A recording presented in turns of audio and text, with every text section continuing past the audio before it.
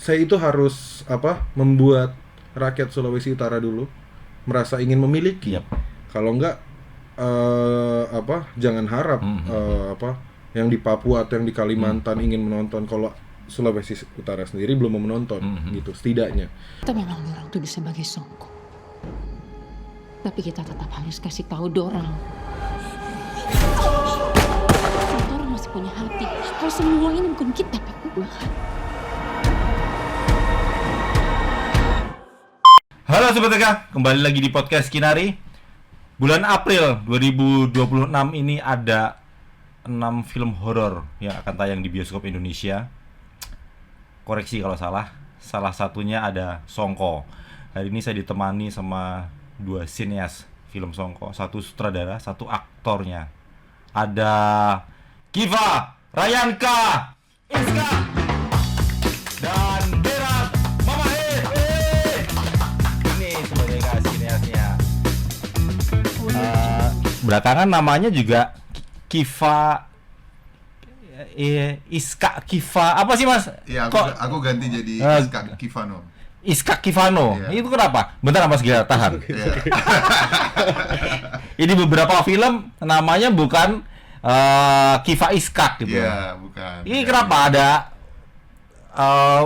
pengaruh apa kok tiba-tiba berubah itu? Ada pengalaman hidup aja sih. Oh gitu. Jadi kayak semacam juga mendingan ada sesuatu yang aku merasa di umur segini, by the way, udah agak tua, jadi kayak I think butuh sesuatu yang lebih personal. Oke. Gitu. Jadi udah di titik sebenarnya kayak mau coba ini for the last time, untuk terakhir kalinya gitu kan, nggak mau pengen nyobain bener-bener diriku. Gitu. Tapi masuk pengadilan juga itu, sidang gitu nggak? Enggak. Kalau ganti nama kan biasanya sampai pengadilan gitu. Mahal Pak. Selamat datang di Palmerah, Mas Gilat Mamahit, Mas Kiva Iskak. Jadi manggilnya apa? Kiva aja. Kiva aja nggak apa-apa ya. Oke. Jadi ini sebetulnya film pertamanya Mas Gerald sebagai sutradara. Sebelumnya nulis skenario, asisten sutradara ya. Betul. Akhirnya bikin film Songko, perdana tayang di bioskop. Abis ini juga banyak abis ini sebetulnya. Mas Gerald dulu. Jadi ada pertimbangan apa sampai akhirnya pede jadi sutradara dan horor lagi? Pertimbangannya itu sebenarnya dari awal pun kalau mau dibilang cita-cita saya sutradara. Cuma salah satu jalan terbaik bagi saya untuk menjadi sutradara adalah dengan menguasai storytelling, yang which is adalah penulis skenario gitu. Blueprint dari semua filmmaking itu adalah skenario kan, makanya saya fokus dulu ke skenario dan akhirnya setelah syukurnya dapat kesempatan, mungkin bisa dibilang tanpa pikir panjang lagi langsung saya gas kayak gitu.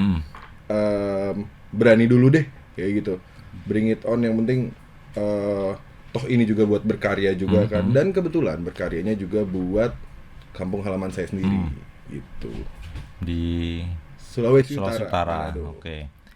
Sebelum bikin Songko, kan nggak gampang juga meyakinkan, misalnya nggak cuman aktor aktrisnya, nggak cuman, mungkin kalau kru lebih mudah, tapi kemudian meyakinkan kepada PH atau investor bahwa gue juga bisa lo bikin film, nggak cuma nulis skenario. Sebetulnya Mas Gerald ini salah satunya penulis skenarionya KKN Desa Penari, dan banyak film, banyak kan horor ya. Semua horor. Semuanya malah horor. Literally semuanya horor. Makanya Songko dia bikin. Itu gimana kemudian meyakinkan mereka, Mas Gerald? Iya, gimana sih? Sebenarnya hal paling menarik dari cara meyakinkannya itu adalah saya tuh maju, saya nggak bilang kalau saya mau buat film atau mau direct film. Yang pertama saya present atau pitch adalah saya mau buat movement. Movement apa? Movement di mana ada sebuah kolektif yang berfokus untuk membuat film daerah manapun di luar Pulau Jawa ini tentunya. Betul. Bukan karena kita tidak mau, tapi karena sudah banyak lah, maksudnya yang terlibat di perfilman nasional dan banyak sekali yang sudah lahir. Sementara banyak Jawa sentris banget ya. Apalagi horor ya. ya Iya, maksudnya banyak Iya. banyak banyak Banyak. kisah-kisah horor yang dari Pulau Jawa gitu loh. betul Pasti banyak ada. yang menarik. Ah. Ya Indonesia ini kaya gitu Yap. dan Pulau Jawa memang kaya tapi memang pulau lain pun tidak kalah kayanya gitu Dan dan ada ceritanya. ada ceritanya bahkan belum tersentuh gitu loh. Hmm. I mean sampai sekarang aja masih banyak juga yang belum tersentuh di Pulau Jawa, apalagi di pulau lain. Makanya kolektif kami itu berfokus untuk membuat karya-karya lokal dan konsepnya adalah hyper lokal, nggak cuma lokal tapi hyper lokal gitu. Makanya saya maju ke Dunia Mencekam, Dunia Pak Arvin Suteja. Saya bilang, Pak ini kami Kodrat punya- ya? Hah? Yang bikin Kodrat ya? Dunia Mencekam itu Iya, salah satunya salah Kodrat satu ya? produser Kodrat Oke, oke, juga, salah satu produser Kuasa Gelap. Oh iya, Kuasa Gelap. Kuasa Gelap. Nah, Pak, ini kita mau bikin sebuah kolektif yang projectnya adalah setiap membuat film itu selalu full 100% syuting di daerah itu dan menggunakan sebagian besar SDM daerah itu plus folklore yang ada di daerah itu. Gitu. Kenapa? Karena sekarang banyak film-film horor Indonesia aja bisa booming, padahal itu tidak terikat sama mereka secara cerita kayak gitu, secara sejarah atau apa segala macam. Apalagi kalau banyak cerita-cerita yang terikat pada mereka di setiap daerah-daerahnya dan itu dieksekusi dengan saya bisa bilang apa ya, kelas nasional lah gitu, kelas nasional. Karena kan memang kalau saya mau bilang kelas lokal, mohon maaf tapi masih kurang juga sumber daya, entah itu SDM atau sumber daya film di beberapa tempat ya di luar sana gitu. Dan ya mungkin selain ide kreatif dan gerakannya, produser saya juga melihat peluang bisnisnya. Yap. Mungkin ya, pasti ya gitu. Dan dari situlah dia percaya bahwa oh iya ya, daripada kita fokus di tempat atau di titik yang semua orang sudah fokus, mending kita rangkul saja titik-titik lain gitu. Rangkul karena mereka juga pasti mau kok tiba-tiba ada karya yang berhubungan kental dengan adat mereka. Yap. Nggak mungkin mereka nggak berbondong-bondong untuk menonton itu gitu. Sebenarnya singkat ceritanya itu, dan bertemulah dengan Pak Arvin. Yap. Hebatnya lagi dia mempercayakan saya dan 2 produser, bahkan 3 produser lainnya debutan semua. Dipercayakan juga kru yang lainnya, ada beberapa debutan semua gitu sih. Akhirnya pecah telur juga ya. Pecah Mas telur Gerard ya. juga, iya. Sampai akhirnya bisa menggait aktor aktris ternama Indonesia Betul, juga ya. betul. Tapi pengalaman itu kan juga setidaknya lingkungan bekerja Mas Gerard sebelumnya kan juga udah akrab dengan dengan orang-orang ini gitu. Betul. Jadi setidaknya itu juga tidak menyulitkan, nggak terlalu menyulitkan lah buat Mas Gerard untuk debut bikin film panjang gitu loh. Betul. Karena sebelumnya kan memang udah terjun di film ya. Sebelum cerita ke Songko, Mas Kiva yakin dengan tawaran Gerard Mamahit yang baru pertama kali bikin film panjang? Wow. Nah, nice itu Mas. Saya juga pengen nanya balik Ya, jadi Nggak, apa ya saat itu? bisa jawab aku, bisa jawab gue. Tertibak aja itu. Pop biasanya aktor nih Mas Gerard ya, Iya, yang iya. dilihat kan nggak cuma jalan ceritanya, tapi juga sutradaranya siapa. betul. Itu poinnya bagus karena gini, kita lihat tadi ya teman-teman juga cara ngomongnya dia seperti ini gitu kan. Siapa yang nggak yakin? Memabukkan gitu ya. Nggak bukan karena jujur ya Merayunya itu pinter gitu ya. Umur lu berapa? Mau ke 28. 28 ya? Umur segini sebagai director tuh dengan cara ngomong dia menjelaskan seperti itu. Waktu kita pertama kali ketemu di kafe ya waktu itu ya. Itu tuh juga bikin yakinin gua untuk semacam oh berarti ini anak punya visi. Oke. Karena sebenarnya aku untuk dari keaktoran itu menghadapi sutradara tuh harus tahu apa yang dia mau.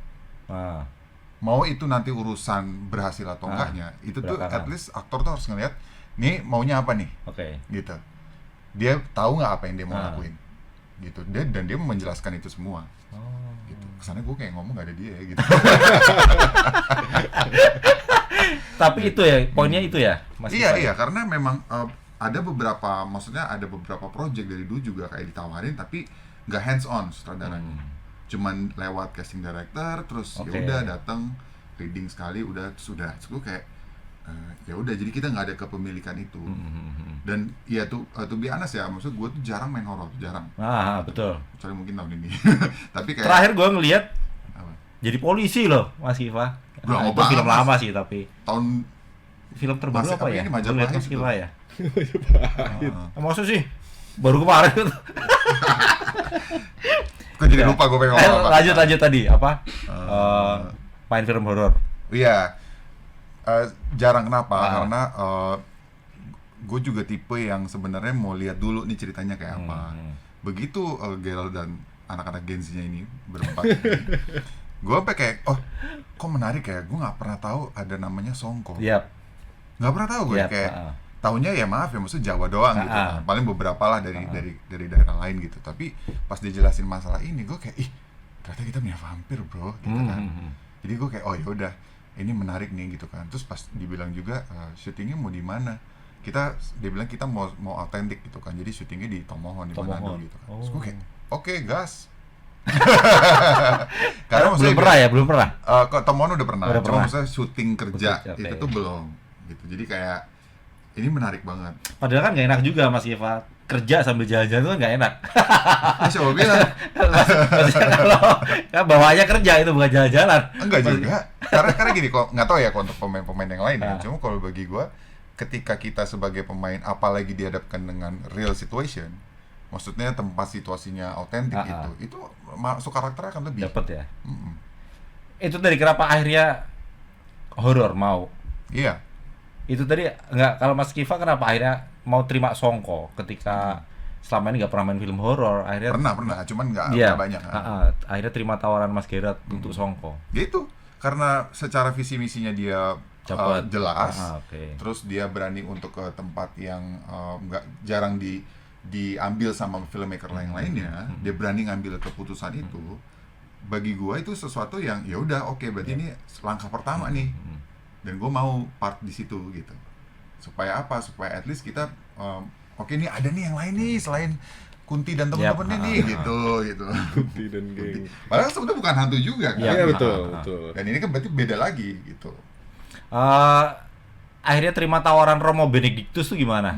Memang dari awal memang udah di lock sama Mas Gerard untuk peran itu, atau ada peran yang lain yang ditawarkan ke Mas Kifa? Ya langsung Romo. Iya. Langsung Romo. Kenapa akhirnya oke gue terima Romo Benedictus? Ini bukan Benedictus Siregar ya, Sobat WK. Kalau itu lucu orangnya. Enggak, gue ini karena Jadi satu, gue muslim. rohaniawan, betul. Pengen tahu rasanya jadi pendeta kayak apa.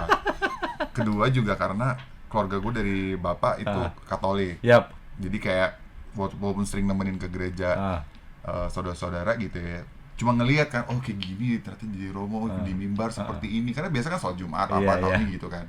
Oh begini ya gitu, Mas ditawarin, apalagi kostumnya juga keren banget di Songko. Jadi kayak ih makin jadi gitu rasanya. Oh ini emang lengkap nih gitu. Itu sih.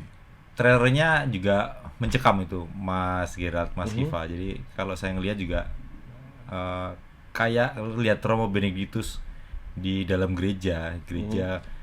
Kalau di Jawa kan gerejanya gereja-gereja besar, tapi kalau di film Songko itu gereja kecil kayaknya ya. Yep. Memang. Memang. Auranya mencekam banget itu loh. Apa namanya? Selama ini film horor sebetulnya kan itu banyak kan ada Pak Kiai, ada Ustadz, tapi di Songko ini muncul pendeta yang jadi penawarnya gitu. Yang jadi apa? Penangkalnya lah itu. Jadi tantangannya apa? Jadi selain kostum jadi pendeta itu apa? Jadi orang Buat- baik. Nice. Karena selama ini peran gue Iya. kebanyakan 80% jahat terus. Tapi tidak untuk kemudian membersihkan itu karena tidak Mafia, mencoba untuk membersihkan ya. peran Mafia. antagonis kan. Karena gitu jujur ya, kalau misalnya maksudnya kalau mas pernah acting pasti ngerasain lah itu, kalau jadi udah keseringan satu peran yang seperti itu, terus jadi peran yang baik, dan bahkan di general pun peran menjadi orang baik itu sulit, Oke. nggak gampang loh. Dikiranya mungkin orang-orang gampang nih jadi orang baik. Karena gitu. terbiasa antagonis ya. Iya, aku Oke. biasa antagonis, tapi sebenarnya walaupun nggak kebiasa antagonis pun, peran protagonis pun sebenarnya juga tidak mudah dilakuin gitu. Jadi pas lagi dapat ini dan dia memang selalu konfliknya tuh dalam batinnya dia gitu, si Romo ini kan. Jadi itu yang menarik, itu yang menjadikan dia manusia. Bukan sesuatu yang di luar surface-nya doang. Yap. Dia ngelawan si Songko mungkin atau enggak gitu. Lebih ke dalam, itu yang menurutku lebih menantang. Gitu, dan terutama ya bisa ada acara misa. Mimpin umat gitu ya. Itu tuh kayak gini rasanya gitu. Umat yang literally ekstras asli sana, Iya. yang belum pernah ada pengalaman, Belum pernah ada pengalaman. sama sekali. Bukan kemudian untuk memangkas biaya kan itu Mas Hirat. Oh bukan. Kenapa pakai aktor aktris dari Sulawesi Utara? Enggak kan? Bukan, itu termasuk ke dalam visinya juga itu, Mas. Termasuk ceritanya ya. Mas Hirat, itu tadi balik kenapa akhirnya Songko yang diangkat? Selain dari kampung halaman, setidaknya Mas Hirat udah akrab dari barangkali dari kecil. Selain untuk mengenalkan juga yang populer Songko kali ya di Sulawesi Utara ya. Betul. Kenapa akhirnya Anda ambil ini?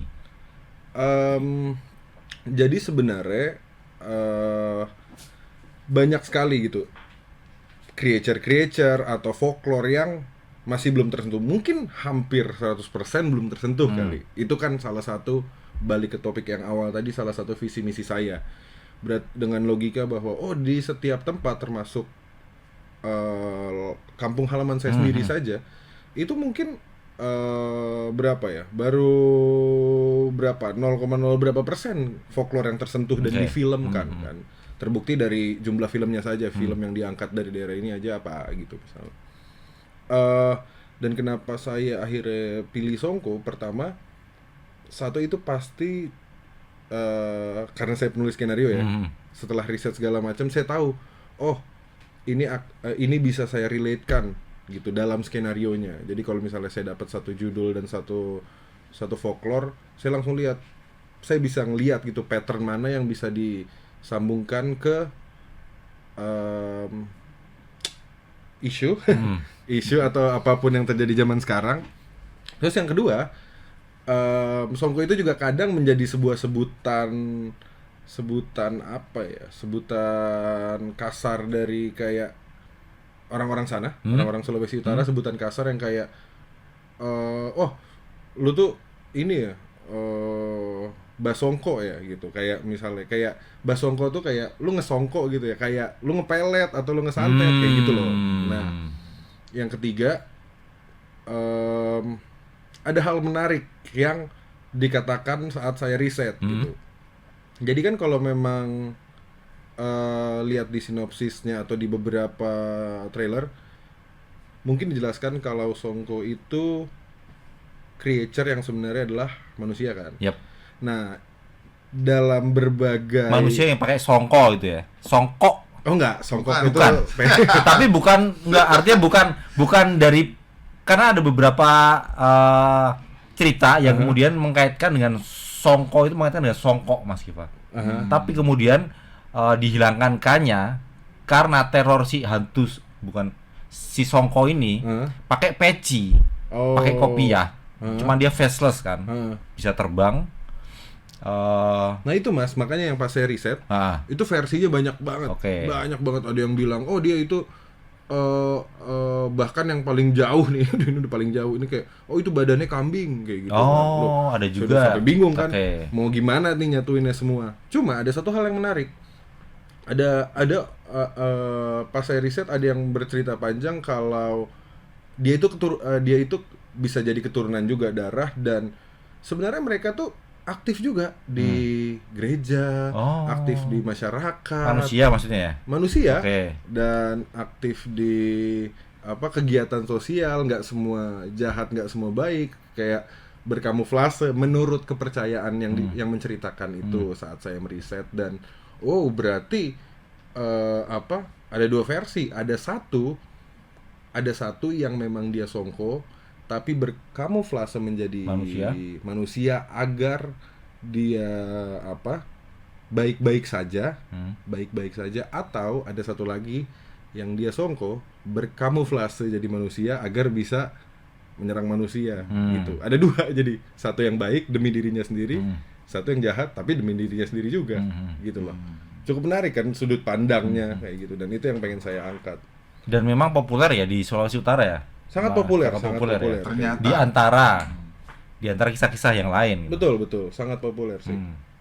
Jadi setidaknya termasuk saya nih ya, Mas Gerald ya, yang tadi nggak ngerti tiba-tiba ada film Songko, jadi kepo Songko ini apa? Termasuk kayak ceritanya Mas Kiva yang tadi nggak tahu, jadi kepo. Saya pun juga begitu. Oh ada toh. Meskipun apa tadi Mas Kiva bilang vampir ya, vampir. Betul, itu juga. Lokal dari Sulawesi Utara. Saya juga kepikiran, oh sosoknya kayak gini loh. Tiba-tiba ada cerita, ya itu tadi beragam. Saya dapat cerita soal Songko, ada yang neror, ternyata manusia juga ujung-ujungnya. Betul. Nyatanya bisa diikat. Betul. Asal jangan pas musim hujan, asal jangan kena air karena dia takut. Ada juga yang kayak gitu. Ceritanya begitu. Iya ya, ada lore yang mengatakan dua, ada satu yang mengatakan takut air, ada satu yang mengatakan takut cermin. Kayak gitu. Jadi cukup banyak sebenarnya Mas. Versinya banyak. Versinya ya? Oke. banyak gitu, dan itu salah satu tantangan terberat sih, maksudnya kayak ada dong kalau sekarang kita ngomong masalah apa ya, let's say Kunti gitu misalnya. Ya sekarang udah beragam dan udah biasa aja. Cuma saya nggak tahu bertahun-tahun yang lalu pelopor film Kunti pertama, Kunti pertama yang tayang, Siapa? pro dan kontra kayak maksudnya kayak oh Kunti itu versinya ini gitu kan istilahnya. Vampire deh dari apa? Transylvania sana. Nah. Kan pasti beda-beda kan Oke. ininya versionnya kayak gitu. Sampai akhirnya tiba-tiba jadi banyak versi gitu, entah kartun atau apa segala macam. Cuma ya memang susah tantangannya ketika masih nol banget Mas gitu. Harus dibuat dari nol gitu sih. Nah, sekarang filmnya udah jadi nih. Saat syuting apa ya? Di sini, Mas. Monggo. Mas Gerard ngalami ini nggak apa? Ternyata nggak mudah juga bikin film. Artinya gini, selama ini nulis skenario kasih ke sutradara, kasih ke produser, udah selesai. Betul Mas. Nah sekarang Betul. apa namanya Mas Gerald mencoba untuk bikin ribet diri sendiri dulu nih. Betul. Lewat jadi sutradara ini loh. Betul. Apa yang kemarin dirasakan saat bikin Songko? Ternyata ngurus Kiva Iskak tuh juga gak gampang loh. Nah gitu loh. Enggak. Mas Kiva gampang. Gampang ya, gampang ya. Mbak Email sama Aneh yang susah. Canda Mbak Email, Aneh. Apa ya? Kalau dikasih satu jawaban yang membuat perbedaan besar adalah Maruk sih Mas. Pertama kali saya nulis skenario, saya masih mungkin nanti sutradara Pak ini nggak bisa kali achieve shot ini atau treatment ini. Ketika saya yang megang kendali, semua pengen gue buat, semua pengen gue take kayak gitu kan. Tapi ya balik lagi, saya tuh mencoba kembali lagi bahwa oke, jangan fokus ke directing, untuk 2-3 bulan development ke depan lo tuh penulis skenario gitu aja. Baru setelah itu kita lihat mau bisa dibawa kemana, bisa dikembangkan kemana treatmentnya. Sebenarnya kalau mau dibilang ya itu signifikannya itu Maruk pengen shotnya apa muter lah ya. Saya akuin wajar maksudnya, dong, baru pertama kan. Debutan kan kayak Iya. gitu pasti gitu. Pengen apalah, pengen referensi film inilah itulah apalah sampai Malah keganggu ya. enggak referensi film ini itu mau sampai ngeliat di shot di Hollywood lah apalah, pengen semua kayak gitu. Tahu-tahu tiba-tiba produser saya datang, ini bengkak deh. Ini kelewatan deh kalau lo ngambil shot yang kayak gini. Iya, syuting kita, tapi nggak pakai Kiva Iskak sama Imelda Terin ini mah. Ekstra semua. Bisa, tapi harus ada yang dikorbankan gitu. Itu ya, pasti. makanya. Oke. Nggak pakai adat Edwarda itu. Aduh. Ya gitulah, maksudnya saking Maroknya semua fokusnya ke treatment, ke kamera lah, ke apalah gitu. Cuma ya saya bersyukurnya itu teman-teman produser tuh pertama tuh membebaskan saya dulu Mas. Udah tulis imajinasi lu apa segala macam. Nanti kita yang tahan, nanti kita yang kontrol kayak gitu. Selama produser emang gitu ya. Ya betul. Dan kita tuh balik ke akar juga Mas. Maksudnya kayak mumpung kita ada di satu PH kolektif yang dimana kita beneran bisa buat semua secara acak-acak, kenapa nggak kenapa semuanya aja kita putusin secara bersama juga tanpa, dan kita balik lagi ke basic filmmaking, pembuatan film gitu. Tugas asli produser adalah ini, sutradara adalah ini, terus saling membackupnya kayak gitu. Karena sebenarnya bukan saya menyalahkan, tapi kan memang kalau sudah di industri pasti sudah berbeda ya cara mainnya gitu. Dan mumpung kita punya semua akses itu di ruang kita sendiri, kenapa enggak gitu loh. Dan itu yang menariknya, makanya saya selalu menyebutnya, walaupun PH Dunia Mencekam dan Santara Film Mesin, saya tetap menyebutnya kolektif karena visi misi dan kita mau have fun, Mas. Karena Mas Kiva juga pasti merasa bahwa filmmaking tuh harus have fun, ya kan? Iya, harus gitu. ada itunya sih. Harus ada itunya, kayak gitu sih. Mas Kiva ngeliat Songko seperti apa selama proses produksi kemarin, saat syuting terutama? Kemarin kan soalnya ada prostetiknya kan, Oh. beneran aktornya yang ngelakuin gitu setinggi itu ya kan ya. Iya betul. Si itu terus dia sempet make gitu. Serem sih. Si Songko, Gue sosok paling Songkonya sebel ini. sebenarnya kayak monster atau apa tuh yang tangannya panjang gitu. Oh iya. Karena ada di trailer juga itu. Terus sosok nyentuh gitu, Betul. gue udah baik. Gue males banget gitu. Tapi gak nyentuh Romo Benedictus kan? Enggak dong, maaf nih. Tapi ada adegan-adegan yang aduh spoiler lagi ntar ya. Itu pokoknya ada di adegan gereja lah gitu. Itu tuh bikin gue juga, ih bisa gitu ya gitu. Maksudnya lumayan serem gitu, horor pas saat itu. Ngelihat Songko nih Mas Kiva, cerita asli dari Sulawesi Utara. Syutingnya pun juga autentik di Gunung Lokon, Iya. ada danau, Betul, Danau Linau. Sementara Mas Kiva sebagai aktor, saya sih nggak yakin Mas Girat, maaf nih ya, jumlah bioskop di sana pasti nggak sebanyak di Jawa. Betul. Sementara Mas Girat, Betul. kalau ceritanya lokal banget, deket dengan masyarakat, ya banyak yang pengen nonton. Betul. Nah, maksud saya gini Mas Kiva, Mas Girat, kemarin waktu syuting kira-kira potensi Songko ketika tayang di Sulawesi Utara atau di Sulawesi aja Mas Kiva, Mas Kiva ngeliatnya kayak apa? Mungkin kalau di Jawa banyak alat yang banyak bioskop yang bisa dipakai untuk nonton Songko gitu Mas Girat. Ini maksudnya animo masyarakatnya Ya. setempat atau Kan Songko kan deket banget sama masyarakat di Sulawesi Utara nih, Sulawesi lah terutama. Kemudian tayang di bioskop, harapannya kan banyak yang nonton karena dekat dengan mereka ceritanya. Nah sementara eksibitornya tuh nggak sebanyak di Jawa gitu Mas Kiva. Iya. Kalau misalnya dari gue sih sebenarnya harapannya besar ya. Karena gini, apapun itu ceritanya, buktinya aja deh kita buktinya tuh banyak film-film yang di Jawa gitu ya, setannya mau apapun itu tuh pasti bisa ke nasional. Karena itu memang sering terjadi dan sebenarnya intinya itu adalah masalah pengemasan. Oke. Pengemasannya bagaimana gitu.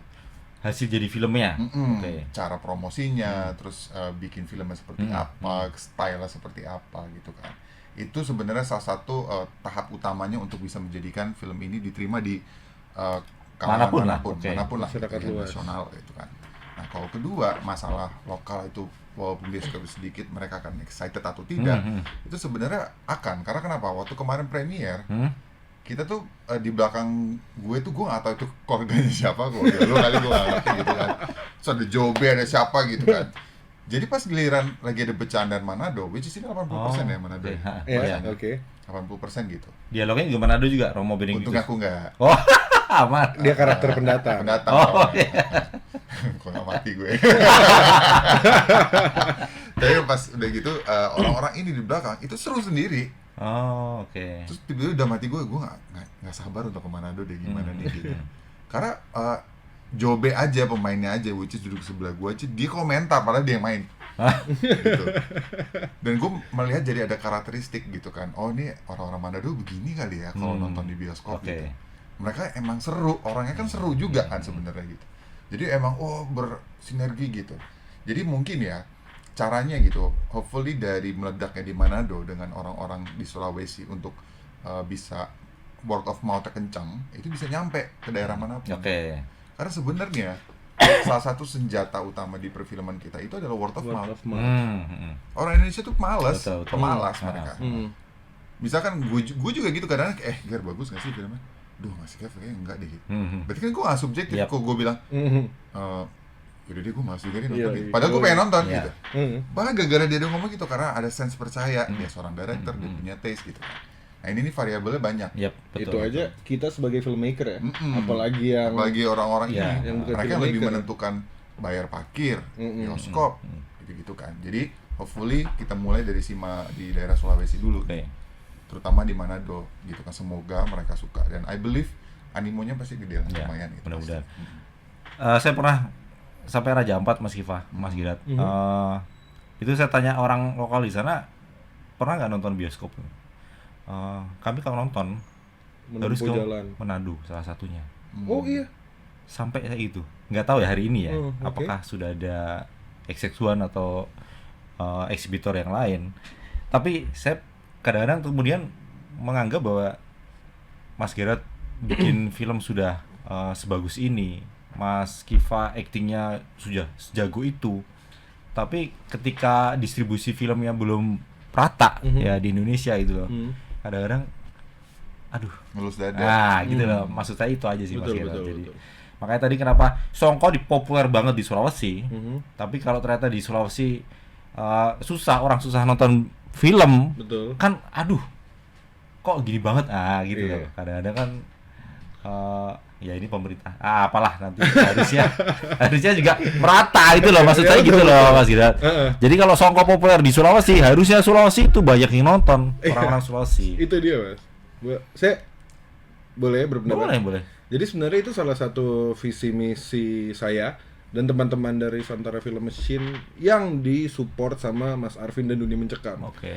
Apa selain kita juga membuat film lokal, kita juga pengen menunjukkan kalau animo masyarakat di sana itu untuk menonton juga sebenarnya ada, kayak betul. gitu. Ada, Pasti. tapi terhalang akses gitu. Oke. Kita di sini kita ke Jaksel deh, kita tinggal milih antara PIM, Sensi, Gansi, Betul. apa, Itu wah maksudnya gila banyak itu. banget kan. Sementara di sana 1-2 doang, Ya, kayak gitu, 1-2 doang, dan itu pun mereka nggak segampang itu untuk kayak langsung ke bioskop, nggak langsung kayak gitu, kayak pasti adalah mereka juga beberapa momen mau makan, mau apa, karena kan nggak mungkin misalnya mereka di pedalaman ya, maaf ya, ke bioskop, pulang kan pasti nggak akan worth it itu perjalanan panjang mereka. Betul. Untuk bioskop doang, pasti nanti ada minimal makan atau apa ya kan, kayak gitu. Belum jadi prioritas mereka ya. Iya kayak gitu, jadi kayak jadi mereka tuh datang ke mana, ke mallnya mereka.